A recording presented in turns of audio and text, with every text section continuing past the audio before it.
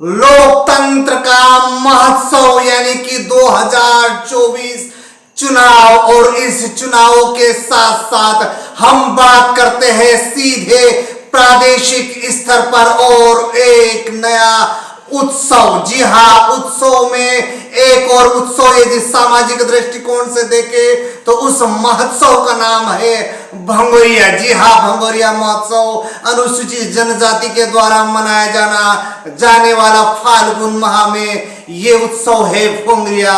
और भोंगरिया की एक अपनी प्राकृतिक संदेश है और उस संदेश के माध्यम से जनजातीय समुदाय एकत्रित होकर सप्ताह भर उत्सव मनाते हैं। इन्हीं विषय पर बात करने के लिए आया है मुख्य नायक। पहले अभिवादन स्वीकार कीजिए बालकृष्ण बाविस्कर का। और बात करते हैं महोत्सव की। चूंकि संपूर्ण भारतवर्ष के संदर्भ में कहे तो भारत में 2024 यानी कि लोकतंत्र का महोत्सव प्रारंभ हो चुका है।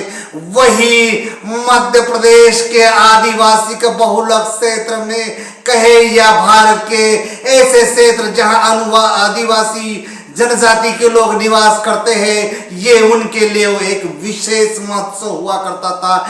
जब मीडिया में जन जागृति नहीं थी, जब शिक्षा का अभाव था, तो इस महोत्सव को दिल्ली या बम्बई में बैठे हुए मीडिया के लोग इस उत्सव को परिणय उत्सव के रूप में मनाने की बात संपूर्ण भारतवर्ष में फैला है। और मुख्य नायक इस बात का सीधा सीधा खुलासा करना चाहता है कि आदिवासियों का जो महापर्व है भोंगरिया वो परिणय पर्व नहीं है। क्योंकि जब होली के पूर्व डंडा गाड़ दिया जाता है होलिका का, वो उससे पूर्व में किसी भी परिणय के संबंध या विवाह महोत्सव या किसी भी प्रकार के सामाजिक वैवाहिक कार्यक्रम नहीं होते हैं। यानी कि साधारण और सीधी भाषा में कहे कि होली का डंडा यदि रख दिया जाता है तो किसी भी प्रकार के विवाह उत्सव नहीं होते हैं। इसलिए ये जो उत्सव है ये उत्सव केवल प्रकृति के पूजन का है,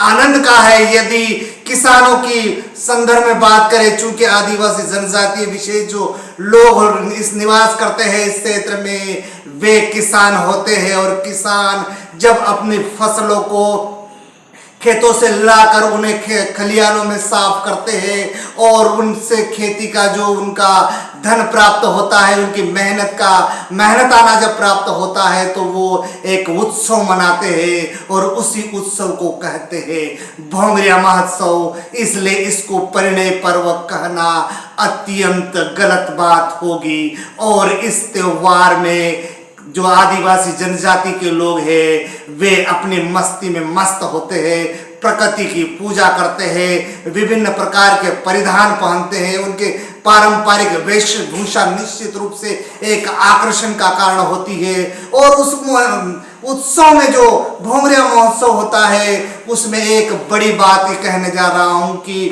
जो नवविवाहिता कहे या युवक या युवती कहे, विशेष करके युवती के संदर्भ में कहे तो गोंदने की प्रथा है और वे अपने हाथों पर गोंदती है और या किसी का नाम अंकित करती है तो वो होता है उसका भाई, जिसका सीधा अर्थ है भाई के प्रति प्रेम और सम्मान। तो जो नवयुवतियां है वे अपने हाथों पर अपने भाइयों का नाम अंकित करते हैं। जिसे इस संदर्भ में जानकारी नहीं होती थी वे सीधे सीधे उसको प्रेम प्रसंग से जोड़ देते हैं। जहां तक पान के बीड़े खिलाने का बात है वो भी एक दूसरे से मिलना मुलाकात करना होता है, इसमें किसी भी प्रकार का प्रेम का प्रसंग नहीं होता है। इसलिए आदिवासी संस्कृति है दुनिया की सबसे खूबसूरत और अच्छी संस्कृति है।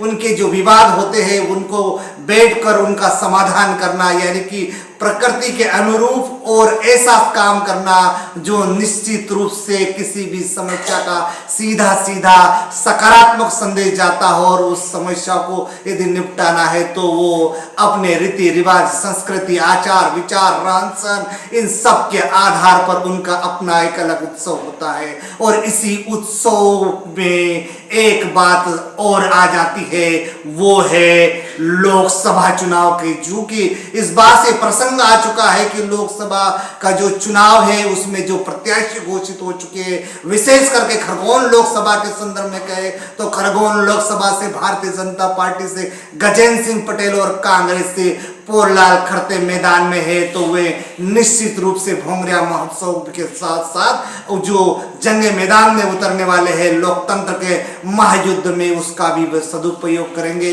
और लगता है कि हर आदिवासी जनजातीय नेता कहे या सामाजिक नेता, वो निश्चित रूप से भोंगरिया में जाएंगे और लोकतंत्र के इस महोत्सव का भी लाभ लेने के लिए वे हर व्यक्ति को अपनी बात रखने का प्रयास करेंगे।